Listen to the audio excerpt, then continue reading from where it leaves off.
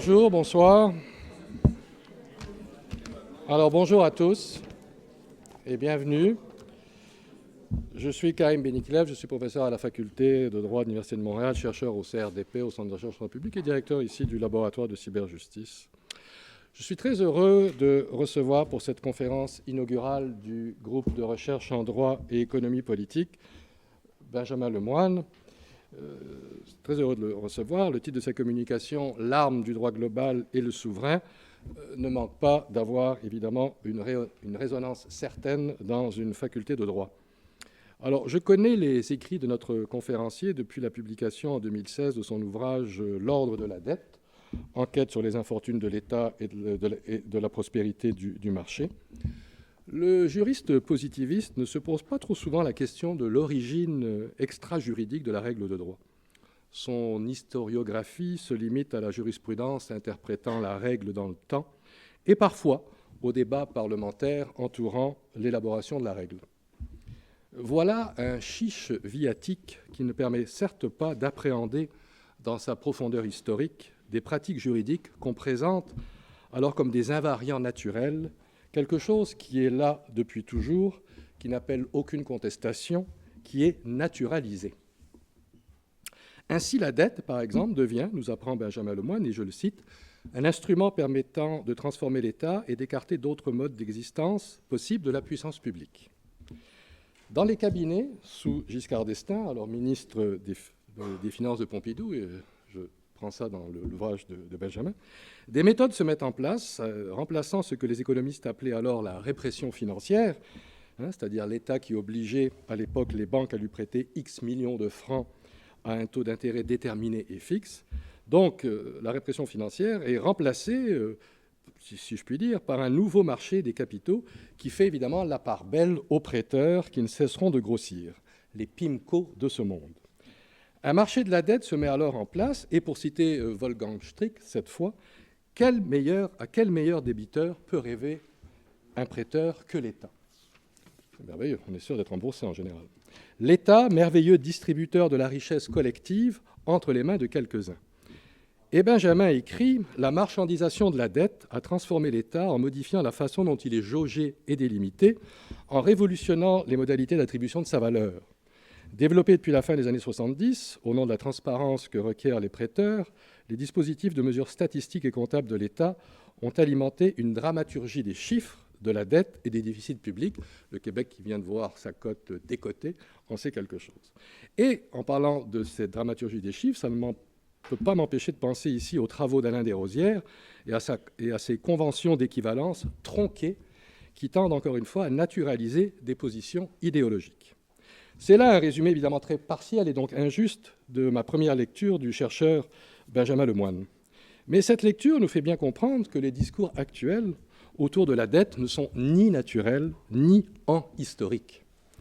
Ils sont bien le fruit de choix d'abord politiques qui ont fait de l'État un accessoire essentiel dans la construction d'un capital transnational, d'une force offshore, conforme en tout point au rêve de l'école de Genève de détrôner le politique, Robke, Hayek, tel que ceci se dessine, ces rêves, dans l'entre-deux-guerres, ainsi que le décrit Quinn Slobodian dans son ouvrage de 2018, The Globalist. Aujourd'hui, dans le cadre de cette communication et dans le fil de ses travaux antérieurs, Benjamin abordera certainement les chasseurs d'État, titre de son dernier ouvrage sur les fonds vautours et la loi de New York à la poursuite de la souveraineté. Le droit global, auquel se réfère notre conférencier, est une notion polémique parmi les juristes. Le droit global serait le lubrifiant de la globalisation des échanges de biens, de services et de capitaux. Il se compose de règles juridiques au sens positiviste du terme, des lois, des traités, des conventions internationales, mais c'est la portion émergée de l'iceberg. Le droit global, d'où sa nature polémique pour certains juristes puristes, se compose aussi de normes infra- ou périjuridiques, comme par exemple les standards, les indicateurs, les codes de conduite, les directives, les recommandations, les contrats types, les modes alternatifs de résolution des différends, etc. Tout un univers normatif qui ne relève pas toujours stricto sensu du droit positif, mais dont les effets normatifs sont indéniables puisque les acteurs s'y sentent obligés. Les auteurs de ces normes n'appartiennent pas à l'État, ce sont souvent des acteurs privés. Et c'est là, on le pressent, que le juriste positiviste hésite. Mais ces normes ne sont pas adoptées par le législateur.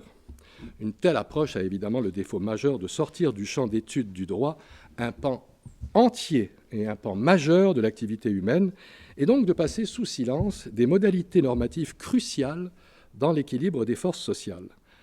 À qui sert ce silence, pourrait-on se demander ? Ces composantes lubrificatrices, si vous me passez l'expression, ces composantes lubrificatrices de la globalisation sont évidemment à rapprocher sur le plan historique de la lex mercatoria, la loi des marchands, qui permettait aux marchands du Moyen-Âge de commercer dans une Europe médiévale fragmentée. Donc, cette lex mercatoria, c'est l'élaboration d'un corpus normatif qui ne relève pas de la puissance publique, déjà à l'époque, ce qu'on appelait la potestas. Évidemment, la globalisation, au regard du contexte actuel, semble avoir du plomb dans l'aile. Mais parions que même si la circulation internationale des marchandises et des capitaux diminue de manière importante, ce droit global, cette lex mercatoria contemporaine, demeurera sans doute. Et ce, même si la Chine devient l'hégémon incontestable de la seconde moitié du XXIe siècle, une hypothèse fort plausible, voire probable, au regard des erreurs stratégiques fondamentales commises par les États-Unis depuis la fin de la guerre froide. Je sais que Benjamin Lemoyne saura nous apprendre beaucoup. Son regard de sociologue est un ingrédient essentiel d'une compréhension fine des réalités de l'économie contemporaine, les réalités telles qu'elles sont, et non pas ces fictions ressassées par les médias et les politiques qui enferment le débat sur la dette et assurent la suggestion du politique à l'économique. Il est clair, comme Karl Polanyi l'a écrit, voilà presque un siècle, qu'un nouveau cycle s'établit, celui par lequel l'économie politique fait son retour, puisque les rêves néolibéraux se sont heurtés finalement à la réalité du monde, et l'histoire s'est rappelée à nos économistes néoclassiques. Mais je n'en dis pas plus, puisque parlant d'économie politique, je vais céder la parole, avant que notre invité ne parle, à Thibaut Biscaï, qui va nous faire état de la création de ce groupe de recherche. Merci. Alors bonjour à toutes et tous, bienvenue à la conférence inaugurale du groupe de recherche en droit et économie politique. Cher Benjamin, nous sommes très heureux de vous avoir parmi nous en ces temps très troublés pour inaugurer ces rencontres et ces événements. Nous n'aurions pas pu rêver meilleur intervenant pour parler de ces sujets-là et surtout de l'intersection du droit et de l'économie politique. Alors nous avons tous le sentiment de vivre un moment de tension géoéconomique, géopolitique très intense, une accélération de l'histoire avec une mondialisation qui semble heurter en plein cœur, en partie à cause de la guerre commerciale déclenchée par un hégémon qui n'en finit plus de perdre le contrôle du monde et semble prêt à se vautrer dans le macartisme à l'intérieur avec des attaques sans précédent contre les libertés académiques et dans l'impérialisme au dehors avec des menaces d'annexation pas du tout voilées. Donc ça, ce sont de brusques coups d'accélérateur dans la décomposition du système international tel que nous l'avons connu. Mais la conjoncture était, il faut le rappeler, déjà morbide depuis un certain temps avec un cortège de crises que le monde a eu à affronter depuis 30 ans. Crise des subprimes, crise de la zone euro, crise du Covid-19. Des crises capitalistes prolongées qui ont, semble-t-il, montré deux choses. À la fois la fragilité de l'édifice institutionnel, plus ou moins multilatéral, qu'on a appelé la globalisation néolibérale, et dans le même temps, et paradoxalement peut-être, la spectaculaire résilience du néolibéralisme comme rapport social, avec des inégalités de patrimoine toujours plus indécentes, une taxation du patrimoine qui est toujours, dans le cas de la France, 8 fois inférieure à la taxation du travail, et des attaques toujours plus féroces contre les travailleuses et les travailleurs qui n'en peuvent tout simplement plus de la précarisation sans fin qu'on leur impose. Alors tout ceci s'opère alors que les conséquences du changement climatique se font davantage ressentir, tant du point de vue de la dégradation de la biosphère que de ses conséquences politiques, des gouvernements autoritaires, au nord comme au sud, qui gagnent du terrain en capitalisant sur les peurs liées au déplacement de populations colossaux qui risquent d'accompagner l'épuisement des écosystèmes. Alors le tableau est certes un peu sombre, mais bien loin d'être désespéré. Si les attaques contre les universités sont si féroces plus au sud, c'est bien que le savoir, la connaissance conserve son potentiel de subversion et d'émancipation. Son influence sur le monde tel qu'il se construit ou se déconstruit sous nos yeux est donc bien réelle. Et d'ailleurs, la résistance commence à être au rendez-vous, notamment sur le terrain juridique, à Princeton, à Harvard, qui sont en train d'être punis, mais tiennent bon, pour préserver leur indépendance et contre-attaque. Donc, plutôt que de céder au défaitisme et à l'angoisse face à des périls qui s'accumulent, nous souhaitons vous proposer de les comprendre pour y faire face collectivement. Cela suppose de s'arrêter, de réfléchir, d'appréhender un problème après l'autre, de débattre des diagnostics comme des remèdes potentiels et de tenter de rouvrir ensemble l'espace des possibles. Pour ce faire, nous avons décidé avec Karim Benyeklef de créer le GREDEP, le groupe de recherche en droit et économie politique, un nouveau collectif au sein du CRDP, du Centre de recherche en droit public, que je remercie sincèrement pour sa confiance, tout comme je remercie le laboratoire de cyberjustice de nous accueillir aujourd'hui, qui entend mettre en lumière et analyser les liens entre le droit et l'économie politique dans une perspective critique, interdisciplinaire et internationaliste. Le GREDEP interrogera les inégalités entre personnes, entre groupes, entre États, entre régions.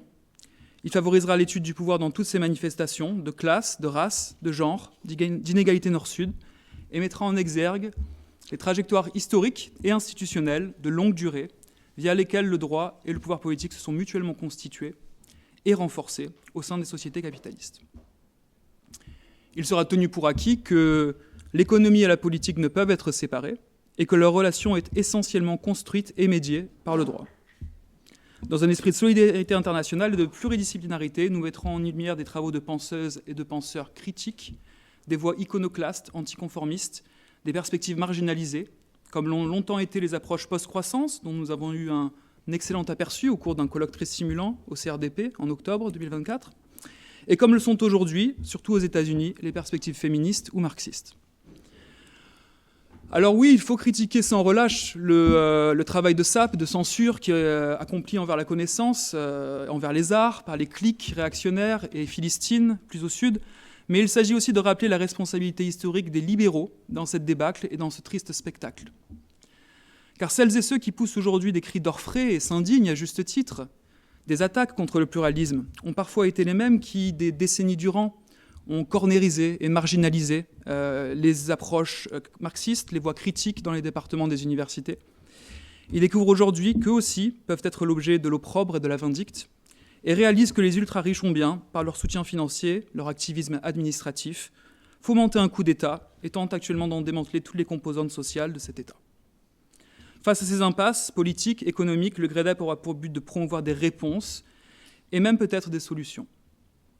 Car si le droit peut être utilisé pour renforcer l'ordre capitaliste et verrouiller les futurs souhaitables, il peut également être mis à profit pour contester cet ordre en devenant une ressource émancipatrice pour l'action politique.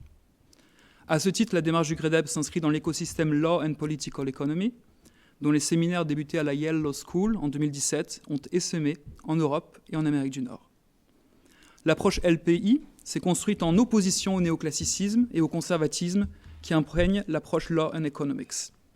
Dans ce sillage, le GREDEP propose de mélanger théorie et praxis et a pour ambition d'exposer les manières dont le droit peut être mobilisé comme une arme pour retourner la domination. Pour faire écho aux formidables travaux de Katharina Pistor, sa mission consistera donc à expliquer, déconstruire et défaire le codage néolibéral du droit pour envisager de le recoder selon des termes plus favorables à la justice sociale et environnementale, afin de s'émanciper du nihilisme et de l'aquabonisme et d'envisager ensemble d'autres futurs. Alors les activités du groupe, cycle de conférences, séminaires avec public plus réduit, seront ouvertes à toutes et tous ceux qui sont intéressés par les sciences sociales au sens large et désireuses de participer à ces réflexions. Pas besoin donc d'être inscrit en droit ou d'avoir des connaissances juridiques pour participer, juste de partager la volonté de réencastrer l'économie dans le monde social. Nous travaillons notamment à l'organisation d'un cycle sur le constitutionnalisme et ses démons pour rendre compte des manières dont cette idéologie, propre à la modernité occidentale, pensée à l'origine pour limiter les pouvoirs discrétionnaires du roi, a servi un dessein économique implacable, celui d'isoler les marchés et leur fonctionnement des pressions politiques venues d'en bas, au niveau domestique comme global. Il s'agira donc d'explorer les tensions et contradictions, parfois profondes, entre constitutionnalisme et démocratie. Mais avant cela, nous reprendrons le partenariat que nous avons tissé avec QG Le Média Livre en septembre 2025.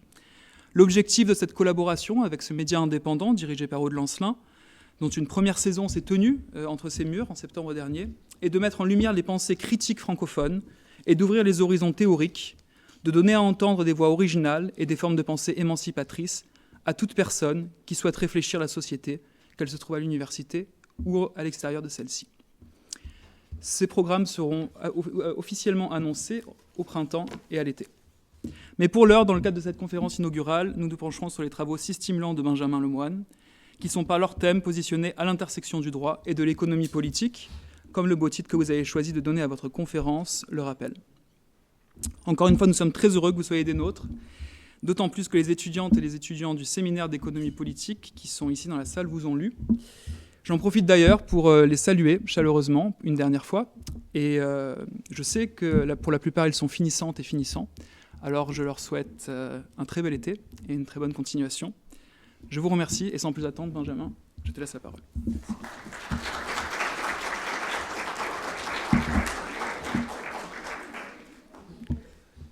Merci infiniment, merci beaucoup professeur Ben Yekleff, merci Thibaut Biscaï pour cette très belle introduction. Je suis absolument ravi merci aussi à Victoria Broder. Je suis absolument ravi d'être parmi vous et de contribuer à ce très beau, c'est pas plus qu'un projet, cette très belle réalisation qu'est la création de ce laboratoire et dont les enjeux ont été extrêmement bien présentés. Donc effectivement, je vais vous présenter une conférence qui est un peu à l'articulation d'une série de travaux. Pour le dire très rapidement, les 10 premières années de mes recherches étaient consacrées à la thématique de la dette publique dans le cas de la France et disons de la zone européenne. Et la seconde partie de mes travaux, dont je vais vous parler aussi, est plutôt consacrée à ces titres de dette et les enjeux qui peuvent se présenter dans le cas des pays dits du Sud global, ou dit plus péjorativement pays en voie de développement. Et donc la connexion que j'ai trouvée, qui permet de faire l'articulation entre la dette telle qu'elle existe dans la zone euro et puis les enjeux de dette tels qu'ils existent pour ces pays du Sud global, elle consiste, je pense, dans le statut juridique qu'on accorde à la notion même de dette. Alors, comme vous savez, dans le contrat social, en philosophie politique, la dette souveraine, elle recouvre plusieurs dimensions. Il y a une dimension effectivement d'emprunt, c'est-à-dire qu'on emprunte de l'argent auprès de créanciers. Et puis il y a dans la notion de dette une dimension de protection, c'est-à-dire que celui qui est dépositaire de ce contrat social, le souverain, si on reprend un peu le Léviathan de Hobbes, eh bien il a aussi une série de devoirs vis-à-vis des co-contractants qui ont concédé une part de leur petite souveraineté au nom de la défense et de la protection et qui ont aussi délégué en quelque sorte leur capacité à faire justice eux-mêmes. Donc le souverain, il est à la fois souscripteur d'emprunts auprès de créanciers qui lui sont extérieurs, mais il est aussi dépositaire de devoirs. Il a un certain nombre de devoirs vis-à-vis de sa population.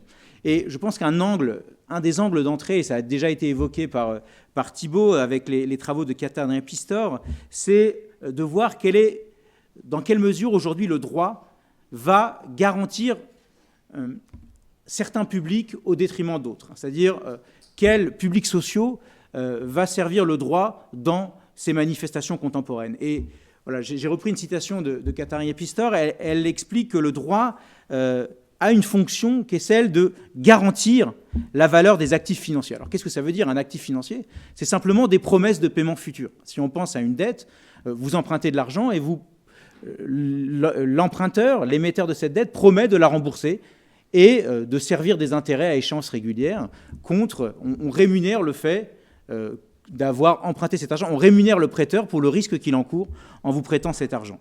Et bien le droit, il va en quelque sorte caper, en anglais la traduction clocking, il va garantir, protéger cette promesse de remboursement, qui sinon, sans cette force coercitive du droit, de garantie, pourrait n'être qu'une simple promesse, c'est-à-dire un mot que vous donnez, que vous échangez entre vous. Et en ce sens, le droit assure de la prévisibilité. C'est la condition d'opération du système capitaliste. Et alors pourquoi, je commence par ce qui peut vous paraître très basique, c'est qu'en réalité, si on compare avec les autres engagements de la puissance publique vis-à-vis de sa population, eh bien on voit que cette force coercitive du droit est beaucoup plus faible et beaucoup moins prononcée. Il suffit pour cela de penser aux droits sociaux, aux droits qui sont engagés, qui sont souscrits avec l'État-providence. Par exemple, pensez simplement à une promesse de paiement des retraites futures. Dans un système par répartition, l'État s'est engagé à assurer le fait que votre retraite par répartition vous sera assurée dans le temps. Eh bien, il suffit que ce même État décide de réformer le régime des retraites et d'allonger la durée de travail avant que vous puissiez partir à la retraite. Eh bien, en quelque sorte, il fait défaut à sa promesse initiale, à sa promesse d'État social initial. Ou, par exemple, lorsque vous décidez de faire des coupes dans les dépenses d'éducation, dans les dépenses de l'université, des coupes dans les systèmes de santé, dans les hôpitaux, et bien de la même manière, cette promesse de protection, elle est en quelque sorte mise en défaut par un ensemble de réformes qui sont effectuées au nom de la protection d'une autre dette, celle vis-à-vis de créanciers financiers. Donc, simplement, cette première slide était pour illustrer les différences de droits entre droits sociaux et droits financiers et la façon dont les modes d'existence actuels des instruments juridiques sont plutôt au service de la défense des droits financiers au détriment des droits sociaux. Et un autre exemple qu'on peut donner, c'est par exemple aujourd'hui le Fonds monétaire international réfléchit aux manières dont, dans certains pays qui ne peuvent plus rembourser l'intégralité de leurs dettes, on réfléchit à des mécanismes pour faciliter la restructuration de ces dettes. En gros, pour diminuer les échéances à très long terme, pour alléger en partie ce fardeau. Et généralement, lorsque le Fonds monétaire international réfléchit aux enjeux entre la dette domestique de ces pays-là, c'est-à-dire la dette qu'ils doivent vis-à-vis de leurs créanciers nationaux et la dette qu'ils doivent à des prêteurs étrangers, eh bien, ce qu'ils entendent par dette domestique, ce n'est pas la dette vis-à-vis de la population, ce n'est pas la dette sur les services publics ou le fait d'assurer la survie de sa population et sa protection, mais c'est simplement la dette vis-à-vis des créanciers de ce pays-là, c'est-à-dire ceux qui détiennent de l'épargne et qui sont en capacité de la prêter à la puissance publique. Donc, à nouveau, on a une focalisation exclusive, lorsqu'on parle de droit, sur les créanciers privés, ceux qui prêtent leur argent. Là, une seconde façon d'introduire un peu cette thématique, cet antagonisme, c'est, ici je cite, alors on est dans les années 2000, hein, c'est une plongée, mais le professeur Beignet-Clef a fait allusion à la décote de la province du Québec, et donc je revenais ici sur le rôle des agences de notation dans l'évaluation des États souverains, et effectivement, ça a été dit, je suis sociologue, donc très brièvement, une des caractéristiques de ce métier de sociologue, c'est d'aller enquêter et donc d'aller interroger les différents acteurs, actrices qui, concrètement, font métier de l'objet que j'étudie, c'est-à-dire qui font métier de la dette souveraine. Et donc, je vais à la rencontre des responsables de la notation souveraine de ces agences. Et ce qui est très intéressant, dans les années 2000, déjà, Moody's nous expliquait que le paysage des années 2000, où la plupart des grands États avancés ont la meilleure note, sont AAA, c'est-à-dire la note la plus élevée que vous pouvez obtenir, qui signifie que votre dette est la plus sécurisée possible et que celui qui vous prête a quasiment 100% de chance d'être remboursé à la valeur intégrale, rubis sur l'ongle. Et dans les années 2000, que nous dit l'agence de notation Moody's, qui est une des principales avec Standard & Poor's et Fitch, qu'on s'attend à ce que la plupart des pays industrialisés fassent défaut sur leurs promesses de pension de retraite. Nous sommes arrivés à la conclusion que, sauf quelques rares exceptions, il est quasiment impossible pour chaque nation développée de satisfaire les retraites du secteur public par répartition, y compris les dépenses de santé pour les seniors, sans des ajustements significatifs sur les prestations futures. Les prestations devront être revues à la baisse et, dans certains des cas, de façon significative. Donc, vous voyez, on est dans un paysage où, afin de maintenir cette meilleure note vis-à-vis des créanciers financiers, il est indispensable de faire défaut, de revoir à la baisse une autre type de dette, une autre promesse, celle qui consiste dans les promesses de l'État social. Et ce que nous dit Moody's, là c'est très intéressant, c'est que heureusement pour les gouvernements, c'est-à-dire heureusement pour les gouvernements qui vont devoir faire ces réformes-là pour garder la meilleure note, eh bien heureusement le public, c'est-à-dire nous, ne prend pas généralement les défauts sur la dette sociale et les retraites autant au sérieux que la violation de la promesse par un gouvernement sur ses obligations du Trésor, ses obligations financières. Pourquoi cela semble-t-il tellement n'être qu'une convention sociale? Donc vous voyez, ça illustre parfaitement ce que je vous ai évoqué auparavant, c'est-à-dire que ce qui relève de l'État social, eh ben, ce n'est qu'une promesse flottante, une promesse de débat politique en quelque sorte, sur laquelle on peut revenir très facilement, sans avoir en face la capacité, disons, de résistance juridique des citoyens qui ne peuvent pas se porter en justice pour contester ces réformes de politique publique.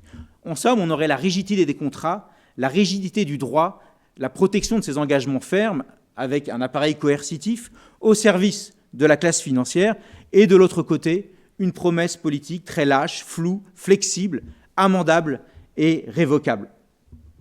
Alors tout cela, vous me direz, ça repose en réalité sur la capacité d'un gouvernement à faire ses arbitrages favorables à une partie de la population contre une autre. C'est-à-dire des arbitrages favorables à la population financière, à la population de détenteurs de titres, vis-à-vis d'une population bénéficiaire principalement de services publics.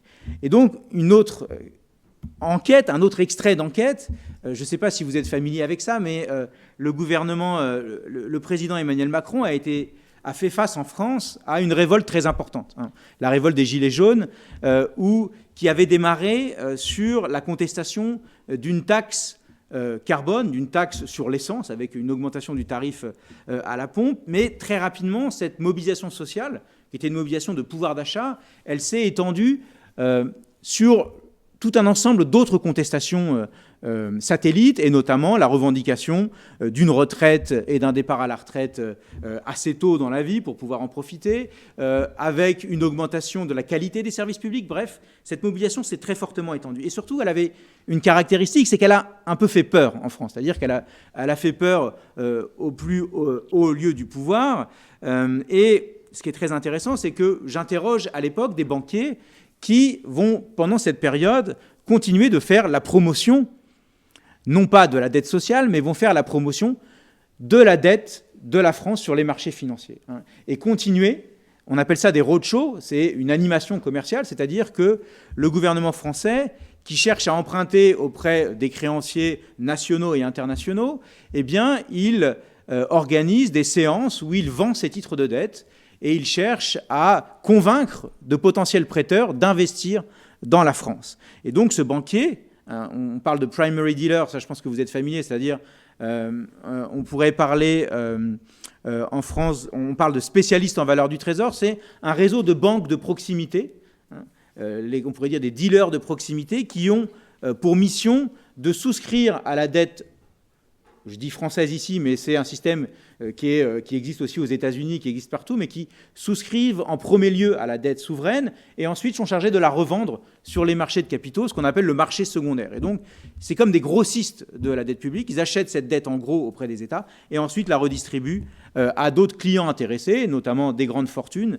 Monsieur Benyeklev a mentionné PIMCO, qui est un des plus grands fonds obligataires du monde localisé en Californie. Bref, ce sont des institutions qui ont besoin de placer de l'épargne à long terme et qui, pour cela, comptent très fortement sur les États. Pourquoi ? Parce qu'ils considèrent que l'État est une source de placement sécurisée vis-à-vis de laquelle on peut avoir confiance. Bref, toujours est-il qu'on est dans un monde compétitif et qu'il n'y a pas un seul État qui émet des titres de dette. On sait aujourd'hui que les États-Unis sont l'actif sans risque du monde. Ce n'est pas aujourd'hui sans poser tout un tas de questions. On s'interroge sur ce statut de l'actif sans risque états-unien. Va-t-il rester l'hégémone ? Va-t-il rester le modèle mondial dominant ou non ? Il y a tout un tas de questions avec les évolutions de la politique de Trump. Néanmoins, on a certes les États-Unis en haut de la hiérarchie, mais tous les autres États se disputent ce statut d'actif sans risque, sont en compétition les uns les autres pour avoir la dette la plus sûre. Pourquoi ? Parce que ça signifie que le taux d'intérêt dont vous bénéficierez en tant qu'État emprunteur sera plus faible. Pourquoi ? Puisque celui qui vous prête, il considère que c'est un risque de vous prêter. Et donc le taux d'intérêt, il vient simplement incarner la prime de risque qui est prise par le prêteur. Bref, donc les émetteurs souverains sont en compétition. Et donc là, ce banquier, il accompagne la France dans ses roadshows. Et qu'est-ce qu'il nous dit ? Il nous dit que les gilets jaunes, c'était pas si mal. C'est-à-dire qu'au premier abord, on se dit, mais c'est quoi ce bordel en France ? Là, on peut se poser cette question. Mais en même temps, au fin fond de la Nouvelle-Zélande, donc là, il parle à des investisseurs de Nouvelle-Zélande, d'Australie, vous pouvez vous dire, peut-être que Macron, le gars, bon pardon, là c'est vraiment des extraits d'entretien, il est vraiment en train de changer les trucs dans ce pays. Un Américain qui s'était retrouvé à côté de l'hôtel Bristol au début des Gilets jaunes, où il avait vu une bagarre et des voitures en feu, m'avait dit « Je n'étais pas convaincu qu'on faisait des réformes sociales en France. Maintenant, je le suis. Et je n'ai pas souvenir que les gilets jaunes aient fait que les spreads, donc les spreads, c'est l'écart de taux d'intérêt, et généralement en Europe, on le mesure avec l'Allemagne, qui est un peu notre États-Unis local d'une certaine façon. Donc l'écart de taux entre la France et l'Allemagne, je n'ai pas le souvenir qu'il est dévissé, nous dit ce banquier, et il se serait écarté. À partir de quel moment le taux d'intérêt aurait pu exploser en France si le président, les gens avaient perçu que le président pourrait reculer, en quelque sorte. S'il avait donné raison à la population, plutôt que réprimer le mouvement des Gilets jaunes. Donc, je ne sais pas non plus si vous êtes familier, mais c'est un des mouvements sociaux les plus réprimés en France, qui s'est traduit par des mutilations très fortes vis-à-vis de la population manifestante, avec aussi un taux d'emprisonnement en comparution immédiate très important. Bref, c'est un des mouvements récents les plus réprimés. Et ce que nous dit cet entretien, c'est que ce qui permet de maintenir la qualité de la dette française, c'est la capacité, si on reprend les termes de Pierre Bourdieu, c'est la capacité de la main droite de l'État à maintenir l'ordre dans la population, en quelque sorte. La liquidité, l'attractivité du titre financier, elle est aussi garantie par cette main sécuritaire de l'État qui vient, en quelque sorte, canaliser les mobilisations de la population et imposer des réformes favorables à ces prêteurs financiers, à ces créanciers financiers. Alors cet ordre-là, c'est vraiment ce slide qui résume ce qu'on peut appeler l'ordre de la dette, c'est-à-dire la façon dont on domestique la démocratie et dont on la discipline au nom de cet ordre financier. Il y a eu des tentatives de renversement dans la zone euro récente, et là je donnerai juste un dernier exemple qui est celui du gouvernement de Syriza en Grèce. Je ne sais pas, ça commence à dater pour nombre d'entre vous, mais c'était à l'origine d'une crise très importante au sein de la zone euro, puisqu'on a eu un gouvernement de gauche, Syriza, qui a souhaité revenir sur cet ordre financier et considérer que non, il n'allait pas de soi que le paiement des créanciers financiers soit prioritaire sur les engagements vis-à-vis de la population et qu'au contraire, il faudrait suspendre les engagements vis-à-vis des créanciers financiers au nom de la protection de sa population. Et donc, malheureusement, ça s'est traduit par une capitulation du gouvernement de Tsipras, et notamment la France et l'Allemagne ont joué un rôle très important dans cette capitulation. Mais il y avait cette idée en germe de vouloir renverser l'ordre des priorités entre la dette sociale d'un côté et la dette financière. Donc en gras, nous sommes un gouvernement de gauche. Si nous avons à choisir entre un défaut au Fonds monétaire international, qui est l'institution qui vient proposer aux États des plans d'allègement de leur dette conditionnés à des plans d'austérité, eh bien, si nous devons faire défaut entre le FMI et un défaut à notre peuple, la question ne se posera pas. Donc, vous voyez, j'aime beaucoup cette citation parce qu'elle vient absolument poser les termes de la question. Au sein de la zone euro, très récemment, pour vous donner quelques éléments d'actualité, on a des revirements en mineur, mais qui sont quand même très significatifs. Vous savez que le cadre de la zone euro, c'est un cadre très contraignant, a priori sur la dette publique et sur les déficits publics, puisque les dettes d'État ne sont pas censées dépasser les 60% de dettes rapportées à la croissance, rapportées au produit intérieur brut. En réalité, depuis 2003 et 2005, ce cap des 60% a été dépassé, et pas seulement par les mauvais élèves, il avait été dépassé aussi par l'Allemagne à l'époque. Mais le revirement qu'on voit en ce moment, c'est qu'on considère que, certes, le chiffre des 60%, c'est terminé, on abandonne, on est largement au-dessus de 100% pour la France, mais on considère qu'en termes de déficit public, la règle des 3%, qui pour le coup a des possibilités d'être respectée, elle devient trop contraignante. Alors non pas parce qu'on souhaite faire de la dépense sociale, mais parce qu'aujourd'hui, face à la menace russe, face peut-être indirectement à la menace Trump, il y a l'idée de réarmer l'Europe. Et pour cela, l'Allemagne est en tête, donc l'Allemagne, le bon élève, est en tête dans la volonté de flexibiliser les règles vis-à-vis des dépenses militaires. Et donc, il y a l'idée d'avoir une clause échappatoire, c'est-à-dire qui vous permet d'échapper à la rigidité du critère de 3% de déficit, seulement et uniquement pour les dépenses de défense et donc l'investissement dans ce réarmement de l'Union européenne. Donc voilà, je trouvais ça assez significatif. Et le ministre des Finances français souhaitait dire que nous ne souhaitons pas que cet effort de guerre augmente la pression sur nos finances publiques. Donc, a priori, la France chercherait avant tout à ménager ses déficits intérieurs en ne réclamant pas cette clause échappatoire. Un dernier élément avant de passer peut-être à un autre moment, mais vous allez connaître une élection très importante ici. On en a eu une très importante, un peu surprise, il y a de cela à peu près un an, puisque à peu près au printemps, vous voyez, là c'est un scénario de la banque JP Morgan qui venait faire des paris, ou en tout cas qui proposait à sa base client, à ses clients, différents scénarios. Et puisque en France, on a eu des élections législatives suite à la décision d'Emmanuel Macron de dissoudre l'Assemblée nationale, et à ce moment-là, tout le monde s'attendait à quoi ? Tout le monde s'attendait à l'arrivée au pouvoir de Jordan Bardella, qui est en gros le second du Rassemblement national, qui est le parti d'extrême droite fasciste en France. Et il était donné gagnant. Voilà. La seule variable, la seule incertitude, c'était est-ce que ce gouvernement aura une majorité absolue ou une majorité relative ? Ce qui est très intéressant dans ces scénarios, c'est que ce que vous voyez, c'est que on s'attendait à ce que ce gouvernement d'extrême droite adopte non pas une politique de rupture avec les institutions de la zone européenne, avec les critères de Maastricht, avec le respect des contraintes financières, mais au contraire qu'il ait une politique pro-business. Et quelle était la menace, quel était le risque politique pour les acteurs financiers ? Eh bien, c'était celui d'une majorité de gauche, peu importe si elle a une majorité relative ou une majorité absolue. Vous voyez, le 80 points de base, c'est-à-dire on s'attendait à ce que le taux d'intérêt d'emprunt de la France augmente très fortement si un gouvernement de gauche obtient la majorité absolue. Donc on voit bien que les marchés financiers, les créanciers, ce n'est pas une technique neutre. Ils ont des goûts et des dégoûts, ils ont un appétit pour prêter aux États selon que ces États poursuivent ou non certaines politiques publiques et certaines politiques économiques. Donc là, c'était une illustration de la variation de ces taux d'intérêt. Alors, je voulais juste donner quelques chiffres à l'appui de ce que je suis en train de vous expliquer, c'est-à-dire que je ne cesse de parler de créanciers financiers comme si on avait un bloc homogène et que toutes les personnes qui appartenaient à ce groupe de créanciers financiers étaient identiques. En réalité, on a de très fortes disparités au sein de cette classe possédante. Toujours est-il que ce qu'on constate, c'est une très forte concentration des richesses. Et là, je m'appuie sur les travaux de Sandy Hager, qui étudie la détention de la dette selon les catégories sociales aux États-Unis.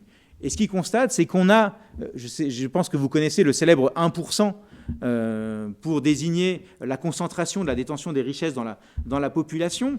Et Sandy Hager, il essaye de reconstituer des statistiques en liant la détention de richesses à la détention de la dette publique. Et il constate que ce célèbre 1% des ménages américains les plus riches, ils possèdent environ un tiers de la dette des États-Unis pour la part détenue par les ménages. Et pendant la crise financière de 2008, cette part de dette américaine détenue par le 1% des plus riches, du centile supérieur de richesse, s'établissait au chiffre record de 56%. Donc plus de la moitié de la dette détenue par les ménages. Alors j'ai des chiffres à peu près équivalents pour la France.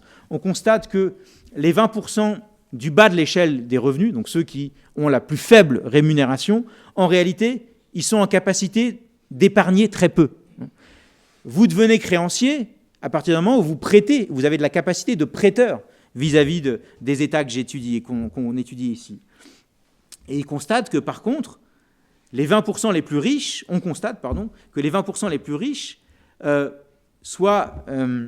peuvent épargner à peu près 30% de leurs revenus, à peu près 16 000 euros annuels. Et en réalité, ça, ce sont des chiffres très agrégés. Si on ouvre cette boîte-là, on constate des disparités très importantes et une concentration très forte, un peu sur le modèle des 1%. Donc tout ça pour vous dire que, oui, certes, la notion de créancier financier, elle est peut-être trop homogène, mais néanmoins, elle recouvre une forme de réalité, c'est qu'il y a toute une partie de la population qui n'est pas incluse dans ce groupe des créanciers financiers et des prêteurs vis-à-vis de l'État. Alors, je reviendrai peut-être sur les slides suivantes. Je vais passer tout de suite à la seconde partie de mon travail. Donc là, je vous ai décrit ce qui se passait avant qu'un État fasse défaut, en quelque sorte. Puisque, au nom de la défense du triple A, au nom de la défense de sa note financière, les États cherchent à réaménager leurs promesses de politique publique pour satisfaire cette classe financière. Et donc, pour cela, je vous ai donné un exemple de répression de manifestations, d'imposition de réformes structurelles. Typiquement, la réforme des Gilets jaunes, elle était aussi dans un contexte de lutte contre la réforme des retraites. Eh bien, il y a un moment où les gouvernements qui cherchaient à discipliner leur population ne le peuvent plus. Et on est dans une situation de crise de dette souveraine où, en somme, le défaut est inéluctable. Vous savez qu'un État ne fait jamais faillite au sens où il ne ferme pas ses portes du jour au lendemain, mais néanmoins, il fait défaut sur ses promesses. Il peut, en partie, revenir sur ses contrats d'emprunt auprès de ses prêteurs. Et il revient sur sa promesse initiale. Il avait promis de prêter 200. Eh bien, étant donné la situation de crise dans son pays, et notamment, généralement, c'est une population à feu et à sang, eh bien, il ne remboursera que 100. Il devait payer 4% de taux d'intérêt mensuel, eh bien, il ne pourra plus en payer que 2%. Et donc, il propose un échange de titres. Ça, c'est ce qu'on appelle une restructuration de dette, une renégociation de la promesse initiale que je vous évoquais. Sauf que le souci, c'est que les créanciers qu'il a en face vont pouvoir utiliser l'arme du droit très fortement pour se protéger, et notamment entamer des recours contre cet État qui cherche à réaménager sa promesse. Un retraité ou un travailleur dont on dit qu'il devra travailler plus de 10 ans, il est démuni face à un État qui remet en cause cette promesse. Par contre, un créancier vis-à-vis duquel on déchire le contrat d'emprunt, eh bien, il va pouvoir utiliser tout un tas de recours judiciaires contre cet État. Et donc, c'est cette histoire que je fais dans Chasseurs d'État en expliquant d'où vient ce pouvoir procédurier d'un créancier financier vis-à-vis d'un État. C'est-à-dire au moment où un des exemples majeurs que je traite dans ce livre, c'est celui de l'Argentine, qui fait défaut en 2001. C'est un des plus gros défauts sur la dette souveraine de toute l'histoire financière. Eh bien, va s'ouvrir pendant près de 15 ans un litige très important avec une partie de ces créanciers qui vont refuser les offres d'échange que va faire l'Argentine. C'est-à-dire... Et donc, moi, je vais suivre d'où vient ce pouvoir des financiers de poursuivre en justice les États souverains. Alors, la méthode, je me range sous le label de la sociologie politique de l'économie, et ça consiste à aller voir les acteurs, à aller suivre les controverses, de suivre les différents débats qui peuvent survenir au sein des institutions du capitalisme financier. Et puis, ça veut dire aller enquêter auprès des hedge funds, des avocats, des organisations internationales, des départements du Trésor, des différents États, mais aussi suivre ce que font les lobbying financiers et les associations créancières. Une partie du travail repose aussi sur la consultation d'archives. Et un des éléments très importants, ça a été dit aussi par Karim Ben-Yeklev, c'est cette notion de fiction. Généralement, l'économie politique internationale, ses conclusions, c'est de nous dire, en réalité, la différence entre l'État et les marchés, entre économie et politique, ce sont des différences fictives.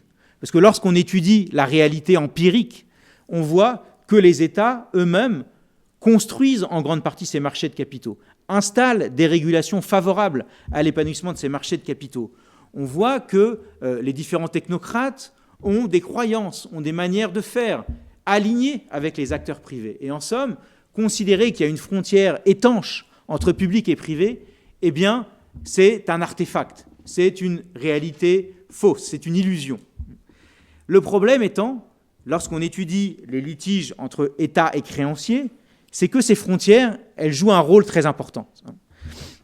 Ce dualisme entre État et marché, il est certes très formel, néanmoins, il va ouvrir tout un tas de jeux tactiques des créanciers, et notamment la différence entre le domaine souverain et le domaine commercial va offrir tout un tas de pouvoirs potentiels aux créanciers procéduriers. Pourquoi ? Parce qu'à partir du moment où l'État va entrer en commerce, toute une partie de ses activités vont être considérées comme non souveraines et donc potentiellement ressortir du domaine judiciaire et potentiellement faire l'objet de saisies. C'est-à-dire que le créancier vis-à-vis duquel vous ne payez plus vos dettes, il se retourne contre vous, il obtient une décision de justice favorable, je vais expliquer progressivement d'où vient ce pouvoir des créanciers, il obtient une décision de justice favorable, mais il ne parvient pas à l'exécuter, c'est-à-dire que l'État en face refuse d'appliquer cette décision de justice. Que va faire ce créancier ? Il va utiliser tous les moyens possibles pour essayer de saisir, de faire des saisies de vos actifs qui circulent dans le monde entier. Évidemment, il ne peut pas venir vous saisir sur place, mais il va saisir tous les biens de l'État qui circulent dans le monde. Alors, quels sont les droits ? On a parlé de droit global. Quels sont les droits qui dominent dans ce monde de la dette souveraine ? Eh bien, ce sont les États-Unis et la loi britannique, enfin, jusqu'à date, c'est-à-dire jusqu'au jour d'aujourd'hui, qui dominent très largement ce marché d'émission des obligations souveraines.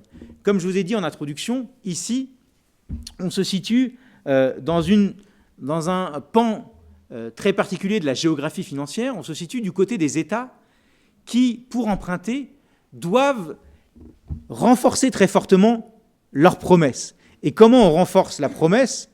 Quel est, à votre avis, un des moyens potentiels à disposition ?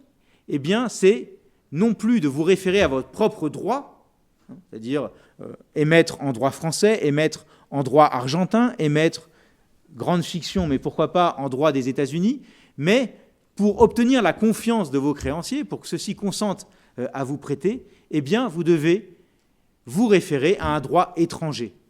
Et quels sont ces deux droits étrangers qui ont longtemps dominé le monde de la finance internationale ? Eh bien, c'est le droit des États-Unis et le droit britannique. Les économistes, pour ça, lorsque vous avez besoin d'émettre tout un tas de promesses très fortes et en quelque sorte de vous dessaisir d'une capacité souveraine en vous référant à un droit étranger, ils parlent, lorsqu'il s'agit de la monnaie, ils parlent de péché original. C'est-à-dire que vous n'avez tellement pas la confiance de vos prêteurs que vous devez non pas émettre en pesos, en dollars canadiens ou en francs, ou en euros, mais vous devez vous référer au dollar ou à une monnaie qui va rassurer les créanciers étrangers. Eh bien, ce péché originel, il était complété sur le plan du droit. Et ce qu'on constate, c'est que ces restructurations de dette, elles se sont accompagnées, au fil de l'histoire, de procédures. C'est-à-dire que le risque, lorsque vous décidez de renégocier votre dette souveraine, le risque d'avoir à faire face à un recours judiciaire de vos créanciers privés, c'est éminemment élevé au fil du temps. Ici, je vous illustre avec une étude de la Banque centrale européenne, et on constate que quasiment toutes les restructurations de dette souveraine s'accompagnent d'un risque très élevé de litige de la part de vos créanciers. Et par ailleurs, c'est la figure de droite, l'accès au marché obligataire. À partir du moment où vous faites l'objet d'une procédure judiciaire, vous n'êtes plus en capacité de réemprunter sur les places financières dominantes, et notamment Londres et les États-Unis. Donc il y a un pouvoir de sanction, en quelque sorte. C'est-à-dire que si vous faites défaut sur votre dette, que vous réaménagez cette promesse, et que vous faites face à une procédure, eh bien, vous ne pourrez plus obtenir la confiance d'autres prêteurs. Et la voie et l'accès au marché obligataire vous est barré. Donc d'où vient ce pouvoir ? Dans le livre Chasseurs d'État, je me suis basé sur l'origine de ce pouvoir aux États-Unis et la longue histoire qui a permis progressivement de traduire en justice civile des États souverains étrangers. Pourquoi ? Parce qu'à la base, on part d'une perspective tout à fait différente. La doctrine dominante, au début du XIXe siècle, c'est celle de l'immunité souveraine absolue. C'est-à-dire qu'il n'est pas question pour une partie privée, pour un investisseur privé, d'être en capacité de traduire en justice aux États-Unis, dans les tribunaux des États-Unis, un État étranger. On considère qu'un conflit avec un État étranger n'est pas du ressort de la justice civile, mais du ressort des affaires diplomatiques et du ressort des relations internationales. Et quelle est l'institution qui, aux États-Unis, incarne ces relations internationales ? C'est le département d'État. Et donc, en somme, lorsqu'un souverain étranger pénètre sur le territoire d'un autre, par exemple un navire armé, et qu'un créancier et c'était le cas pour un navire de Napoléon, donc c'est un des grands cas de la jurisprudence aux États-Unis, un propriétaire dit « mais en fait, ce navire, il est à moi, il m'a été volé, il a été exproprié par l'État français. » Eh bien, il se porte en justice, et que se passe-t-il, puisqu'on est en doctrine d'immunité absolue? Eh bien, ce plaignant, il est débouté. On considère que sa plainte n'aura pas de suite. Pourquoi? Eh bien, parce qu'il s'agit d'un État vis-à-vis duquel les États-Unis sont en paix, et le département d'État décide que, puisque les États-Unis sont en paix avec cet État étranger, eh bien, ce plaignant n'aura pas de possibilité de poursuite judiciaire. Donc, on voit bien qu'au nom de l'égalité parfaite et de l'indépendance absolue de tous les souverains, un égal n'ayant pas d'autorité sur un autre égal, les plaintes potentielles d'un investisseur sont déboutées vis-à-vis des tribunaux des États-Unis. Et donc tout cela change. Tout cela change à quel moment? À partir du moment où vous avez les deux conflits mondiaux, la crise financière de 2029, une montée en puissance du rôle des États dans l'économie. On a des sociétés publiques très importantes qui vont venir commercer dans le monde, et donc il y a ce souci au niveau des États-Unis pour conférer des droits de poursuite au privé vis-à-vis de ces États étrangers qui commercent dans le monde. Et peu à peu, la doctrine va évoluer. Et au lieu de considérer qu'on a une immunité souveraine absolue, un respect absolu de cette immunité souveraine, on va commencer à décomposer entre différentes facettes de la souveraineté. Et notamment avec l'idée qu'à partir du moment où un souverain s'engage dans une affaire commerciale, eh bien, il doit se soumettre aux conditions, aux termes du commerce. Et c'est le début de cette lex mercatoria. Ici, je citais le secrétaire d'État des États-Unis, Robert Lansing, qui se décrivait lui-même comme croyant aveuglément à la valeur du capitalisme et aimant faire pression pour son expansion mondiale. Donc ce secrétaire d'État, donc responsable au départemental de ces affaires juridiques, on voit une évolution progressive de cette doctrine, même si ça reste une affaire d'État, ça reste une affaire du département d'État. Néanmoins, la doctrine évolue et on considère que oui, il faut donner des droits aux plaignants privés vis-à-vis des souverains étrangers. Quels vont être les sujets qui vont faire exploser, qui vont enflammer ce débat? Eh bien, ce sont les vagues de décolonisation et le fait que tout un tas d'États qui étaient anciennement des empires coloniaux vont accéder à la souveraineté politique. Et en accédant à la souveraineté politique, ils vont vouloir prolonger cette souveraineté en termes économiques et notamment reprendre possession de tout un tas d'actifs stratégiques dans leur territoire, et notamment les mines, le pétrole. Et tout cela va se traduire par des expropriations d'investisseurs des États-Unis qui avaient investi dans ces États étrangers. Et va s'ouvrir un conflit très important sur l'indemnisation ou non de ces investisseurs lorsqu'ils sont expropriés. Et qui décide de l'indemnisation? Qui décide de ce qu'est une juste compensation de cette expropriation? Et les choses s'enveniment d'autant plus qu'un des pays qui va procéder aux expropriations le plus, c'est Cuba. Et à l'époque, Cuba n'a pas encore complètement basculé vers l'Est. On est en contexte de guerre froide et il y a un enjeu très important, à la fois à ne pas laisser les investisseurs américains se faire exproprier, mais en même temps ne pas être trop dur vis-à-vis de Cuba, puisque si on a une politique de sanctions sans limite, eh bien Cuba pourrait basculer dans le bloc communiste. Et donc, aux États-Unis, on est pris par cette tension entre à la fois ne pas se laisser exproprier, mais en même temps ne pas faire basculer l'ensemble des pays comme des adversaires, des ennemis du modèle capitalisme américain. Et donc j'ai étudié ce changement de doctrine de l'intérieur et l'idée que peu à peu, il va falloir faire sortir cette décision du département d'État, faire sortir cette décision du domaine de l'exécutif et donc la dépolitiser pour la ramener vers le judiciaire qu'on considère comme plus indépendant qu'on considère comme indépendant vis-à-vis de ces thématiques de relations étrangères. Et il y a un comité, le Rule of Law Committee, le comité de l'état de droit, qui va jouer un rôle très important dans la réforme législative de l'immunité souveraine aux États-Unis. Et les clients de ce Rule of Law Committee, qui est un lobby, sont des compagnies pétrolières, et notamment celles qui ont d'importants investissements à l'étranger aux États-Unis, dont Texaco Inc., qui est en partie dirigé par un professeur de droit de la faculté de Yale et qui s'appelle Cecil Olmsted et qui était vice-président de Texaco et qui fait carrière dans le cabinet Steptoe & Johnson, un célèbre cabinet d'avocats états-uniens. La caractéristique de ces professeurs, c'est qu'ils vont occuper des positions éminentes au sein de l'appareil d'État américain et qui vont mettre à l'agenda la réforme de l'immunité souveraine en considérant que ces décisions-là doivent sortir du giron du politique pour appartenir entièrement aux tribunaux de justice. Et en somme, quand un plaignant se présentera face à un État étranger, il n'y aura plus de court-circuit politique, il n'y aura plus de court-circuit diplomatique.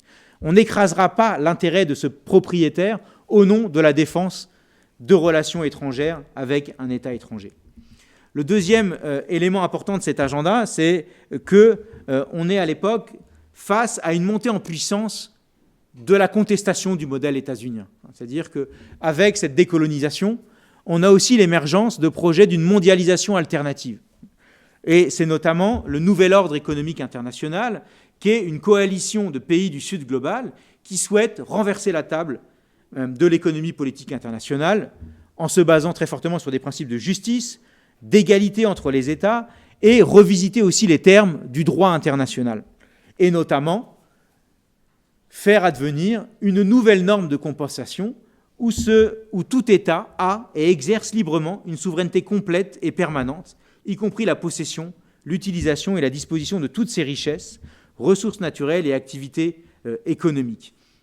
Ce projet, cette coalition qui souhaite faire advenir une mondialisation socialiste, on reprend les termes de l'époque, je reprends les termes de Slobodian, c'est le cauchemar des néolibéraux. C'est un mélange de jacobinisme, puisque ces économies sont fortement étatisées, de syndicalisme et d'égalitarisme à l'échelle du monde, et en plus, c'est dédaigneux vis-à-vis de la propriété privée. Donc on voit, dans ces années 70, on voit l'impérialisme des États-Unis, sa domination mondiale, qui est en crise. Et elle est notamment en crise aussi à l'échelle domestique, et ça a été notamment documenté par un très bon livre de Benjamin Birnbaumer, dont je vous conseille la lecture, où il raconte la rivalité des hégémonies entre la Chine et les États-Unis. Et il raconte que ces années 70, on a une crise du capitalisme aux États-Unis. Pourquoi ? Parce qu'il y a une crise de profitabilité. En somme, les syndicats sont trop forts, les salaires sont trop élevés, et le capitalisme, pour continuer la poursuite de ses profits, il va trouver une solution géographique et il va se développer à l'étranger. Et donc, c'est la montée en puissance des investissements des États-Unis à l'étranger, où les rendements sont beaucoup plus élevés.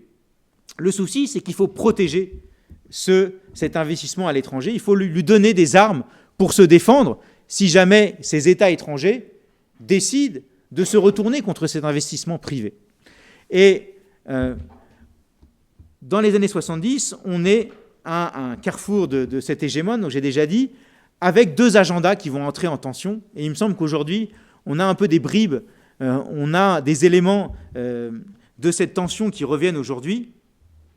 Et on a donc deux agendas politiques pour le gouvernement des États-Unis. D'un côté, donner des armes, les armes du droit à ces investisseurs qui ont été expropriés, leur permettre de rendre justice. Et puis, de l'autre côté, le département du Trésor, donc, l'option défendue de donner des droits aux créanciers, elle est plutôt défendue par le département d'État. Et de l'autre côté, on a l'agenda du dollar, l'agenda du maintien de la valeur du dollar. Et le département du Trésor, qui est très soucieux de cette force du dollar, de cette force mondiale du dollar, va considérer que donner trop de pouvoir aux créanciers privés, aux investisseurs expropriés, ça peut menacer le rôle du dollar. Pourquoi ? Parce qu'à partir du moment où vous transformez les États-Unis en potentielle plateforme de saisie, plateforme d'exécution des droits des créanciers et des investisseurs états-uniens, vous allez inhiber la confiance de qui ? Des déposants du monde entier dans les institutions fédérales, monétaires des États-Unis, et notamment la Federal Reserve de New York. Il y a l'idée que la simple intention de légiférer et de donner des droits aux créanciers, si elle venait à être rendue publique, et là je cite une note du Trésor, mettrait en péril les accords en vertu desquels les autorités monétaires étrangères détiennent actuellement une partie de leurs réserves d'or à la Banque fédérale, à la Federal Reserve de New York. Et en somme, quelques retraits pourraient entraîner d'autres et mineraient la confiance dans la liquidité et la sécurité du dollar. Cette tension, elle va être tranchée en 1976 avec une doctrine, une loi qui est structurante, qui s'appelle le Foreign Sovereign Immunities Act, c'est-à-dire la loi sur les immunités souveraines étrangères, avec l'idée qu'on va donner un droit de justice aux investisseurs privés, mais on va mettre des limites à ce droit de justice. Vous avez la possibilité de traduire dans les tribunaux civils un État étranger, mais on va limiter très fortement votre pouvoir de saisie. C'est-à-dire que si l'État refuse de vous payer l'indemnité qui a été décidée par le juge, eh bien, on va limiter en grande partie votre pouvoir d'exécution de cette décision, votre pouvoir de saisie, en sanctuarisant, en maintenant le sanctuaire que sont les banques centrales, et notamment la Banque centrale des États-Unis. Néanmoins, ce compromis, il ne va pas être éternel, et il va être fortement ébréché avec un passage fondamental qui est que les modalités de prêt aux pays du Sud global va se transformer en passant du prêt bancaire aux obligations. Alors, ça paraît très technique comme ça, mais ça a une conséquence très concrète.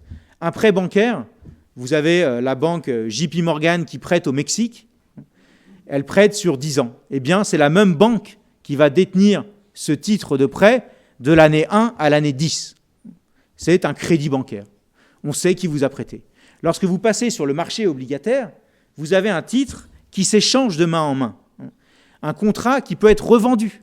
Et donc, le détenteur initial de la dette, c'est plus la même personne.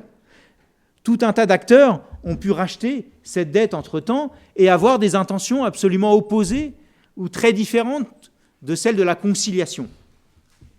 Et ce moment de la conversion, vous voyez, à nouveau, on voit l'hybridité ou les frontières très peu étanches entre État et marché. Ce sont les États-Unis, le gouvernement des États-Unis, qui va construire ce marché obligataire pour les pays en voie de développement. Et c'est notamment le plan de Nicholas Brady, où on considère que tout un tas de crises de dette souveraine vont voir le jour et qu'il faut faire quelque chose, qu'il faut aider les États à alléger leurs dettes. Mais on va les alléger, mais pas trop. C'est-à-dire, on va simplement convertir leurs titres de crédit bancaire en titres obligataires. Et Nicolas Brady, à l'époque, dit que l'enjeu, c'est d'aider les gouvernements, leur donner un coup de pouce, les aider à faire passer les réformes structurelles nécessaires vis-à-vis de leur propre population. En somme, on retombe sur ce que j'ai dit au début, les aider à réformer la dette sociale au nom de la défense de la dette financière. Et ce changement de la structure de dette va se traduire par un nouveau risque. C'est-à-dire qu'à partir du moment où vous passez de banques dont vous connaissez l'identité, que vous pouvez réunir au moment où ça va mal, que vous passez au marché obligataire, eh bien, vous allez faire face potentiellement à des gens beaucoup moins bien intentionnés, qui n'ont aucune envie de faire des compromis. Vous leur aviez promis 100, ils ont un titre qui vaut 100, eh bien, ils vont exiger jusqu'au bout de se faire rembourser 100, et pour cela, utiliser tous les moyens du droit qui sont en leur pouvoir pour faire exécuter cette promesse initiale. Et il y a un personnage qui est très important dans cette histoire, qui va inventer cette capacité à poursuivre les États et à en faire profit en optimisant l'arme du droit. Ici, c'est Jay Newman. Alors pourquoi c'est un profil intéressant ? Parce qu'il va être au carrefour de deux mondes. Au carrefour du monde du crédit bancaire, où en somme, vous avez des banques qui prêtent aux États d'Amérique du Sud, mais qui ont intérêt à entretenir des bonnes relations avec ces États-là. Et donc, lorsque tout va mal, plutôt que de perdre l'intégralité de leurs dettes, ils décident de passer à la table des négociations et de renégocier avec ces États. Et pour cela, ils sont aidés d'ailleurs à l'époque du Fonds monétaire international qui réunit les acteurs autour de la table. Jay Newman, il commence sa carrière comme banquier, il commence sa carrière de banquier à Lehman Brothers, et qui est une institution qui va être très importante dans le développement du prêt au marché émergent. Il faut avoir en tête que ces prêts au marché émergent, c'est des taux d'intérêt très intéressants. On est à un moment dans les années 70-80, où on va faire du recyclage des pétrodollars. C'est-à-dire que vous avez tout un tas de profits très importants qui sont faits dans les monarchies du Golfe grâce au prix du pétrole. Et cet argent, il est investi dans les banques des États-Unis. Et les banques des États-Unis, elles vont chercher à faire fructifier cet argent. Et pour le faire fructifier, il faut avoir des taux d'intérêt qui sont intéressants. Et où vont être les taux d'intérêt intéressants ? Eh bien, ils vont être de prêter à des pays qui n'obtiennent pas la confiance aisément de leurs prêteurs et qui vont, du coup, consentir, emprunter à des taux d'intérêt très élevés, beaucoup plus élevés que dans le reste du monde. Toujours est-il que Jay Newman, quelle va être son invention ? C'est qu'il est à la fois banquier, mais il a une formation juridique très importante. Et qu'est-ce qu'il va voir ? Il va considérer que les banques qui acceptent de renégocier leurs titres, eh bien, en quelque sorte, se font avoir. Elles consentent des négociations trop avantageuses pour les États. Et donc lui, il explique que moi, j'ai regardé les contrats d'emprunt, j'ai regardé un peu les droits qui y figuraient, et j'ai réalisé qu'il y avait potentiellement une possibilité d'avoir des termes beaucoup moins avantageux pour les États et beaucoup plus avantageux pour les acteurs financiers. Et donc, il va monter tout un business plan et il va s'adosser pour cela au fonds Elliott Management, qui est dirigé par Paul Singer, qui est un milliardaire américain, qui est un des principaux financeurs du parti républicain. Et il va s'appuyer sur la force de frappe d'Elliott Management, qui avait déjà fait fortune sur la faillite des entreprises privées. Et on va dupliquer en quelque sorte le modèle de contestation des renégociations de dette des entreprises privées.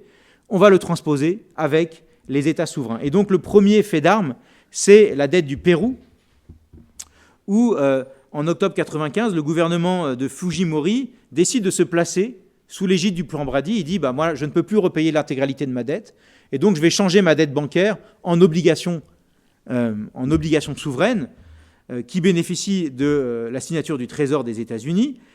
Et donc il propose aux gens qui détenaient l'ancienne dette, il propose des nouveaux termes, il propose une nouvelle dette. Il fait un échange. Voilà. Généralement, les restructurations de dette souveraine, c'est un échange d'un titre contre un autre. Et à l'époque, 90% des créanciers acceptent d'échanger les anciens titres contre de nouvelles obligations avec une décote. C'est-à-dire que la valeur d'origine du titre, elle est fortement dévaluée. Mais 4 mois plus tard, alors que ces titres se déprécient, certains créanciers préfèrent se débarrasser de leur titre bancaire.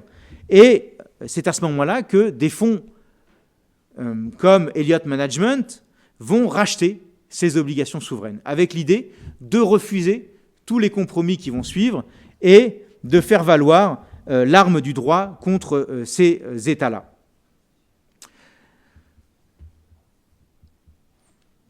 Je passe un peu vite parce que je suis très long, mais ce qui est très intéressant, c'est que ces créanciers-là, ils vont être dans situation de pouvoir faire du shopping, en quelque sorte, dans les différentes juridictions du monde.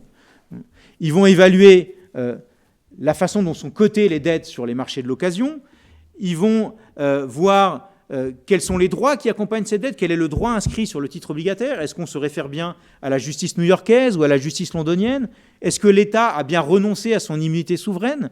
Est-ce qu'on peut faire un procès ? Est-ce que cet État a généralement un track record plutôt favorable aux créanciers, ou est-ce qu'il est très résistant à renégocier ? Et donc, il y a une équation complexe, mais on va néanmoins évaluer les chances de succès dans la poursuite de ces États-là. Et donc, les fonds vautours, on a un mélange à la fois d'investissement, de calcul froid, c'est-à-dire que vous rachetez un titre lorsqu'il n'a plus beaucoup de valeur, lorsqu'il est vendu à moitié prix, mais vous allez vous porter en justice pour faire valoir son prix originel. Et ces fonds vautours, ils vont osciller entre un calcul froid et en même temps la défense de l'état de droit et faire valoir le rule of law. Et Jay Newman, il explique qu'il a énormément bénéficié de l'état de droit et qu'il n'hésite pas à l'invoquer.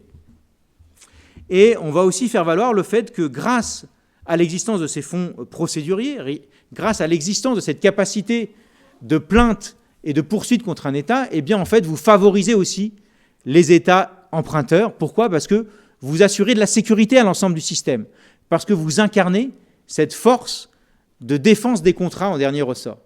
Là où, je suis passé un peu vite, là où les ententes avec les banques, entre banques et États, eh bien, permettaient d'obtenir des compromis et permettaient en quelque sorte de réviser à la baisse les promesses initiales. Je pense que je vais passer rapidement à ma conclusion, mais aujourd'hui, vous avez tout un marché du recouvrement de créances. On connaît aujourd'hui le recouvrement de créances pour les particuliers, c'est-à-dire que vous refusez de payer une dette vis-à-vis d'une entreprise quelconque, eh bien, cette entreprise va employer une société spécialisée dans le recouvrement de créances qui va vous harceler au téléphone, qui va ne pas vous lâcher jusqu'au moment où vous consentiez enfin à payer la dette que vous devez. Eh bien, vous avez le même système de recouvrement de créances, mais à l'échelle des États souverains, avec toute une industrie qui se spécialise dans le harcèlement des États, c'est-à-dire dans, la capacité à identifier les actifs de cet État qui circulent à l'étranger. Ça peut être un avion, ça peut être le jet d'un président qu'on va clouer au sol, ça peut être un navire militaire, ça a été le cas pour l'Argentine, ça peut être des satellites, ça peut être des comptes bancaires, on peut aller saisir les comptes bancaires de l'État, on peut saisir des biens d'une mission diplomatique, etc., etc. Et donc, toute une industrie se développe autour de la saisie des États souverains qui refusent de payer leur indemnité, que ce soit une dette impayée ou que ce soit une décision de justice dans le cadre d'un tribunal d'arbitrage entre États investisseurs. Et donc, je voudrais conclure là-dessus sur la façon dont cette industrie de la poursuite, elle a connu une remise en question assez récemment, et notamment avec un dispositif législatif qui a été porté à New York par des démocrates et qui visait à revenir sur ce droit new-yorkais. Puisque ce droit new-yorkais gouverne le monde entier, eh bien, on va introduire des protections non pas exclusivement pour les prêteurs, pour les créanciers financiers, mais on va aussi donner des garanties aux États que la restructuration pourra se faire sans perturbation vis-à-vis d'investisseurs et de créanciers procéduriers. Et ce qui est intéressant, c'est que cette loi de New York, elle a connu une levée de bouclier de l'industrie financière et notamment de l'industrie juridique pour contester l'idée qu'on pourrait réguler publiquement ces contrats de dette financière. On a en somme, et je conclurai là-dessus, on a une rivalité qui est largement gagnée par ce droit commercial global entre d'un côté une vision du droit international où on aurait des traités interétatiques qui seraient respectés, et puis de l'autre, la mise en concurrence de l'ensemble des juridictions au nom dont la compétitivité de ces différentes juridictions repose sur le fait de garantir des protections très importantes vis-à-vis des investisseurs financiers. Donc en quelque sorte, on a une opposition entre d'un côté un droit global qui repose sur l'affirmation très forte des droits pour les créanciers privés et de l'autre un droit international qui chercherait à rééquilibrer un peu plus la donne en offrant des garanties pour les États de pouvoir restructurer leurs promesses vis-à-vis de ces créanciers financiers lorsque rien ne va plus et lorsque ils sont face à un besoin de protéger leur population et que ces investissements financiers deviennent largement insoutenables. Voilà, je vous remercie de votre attention et désolé d'avoir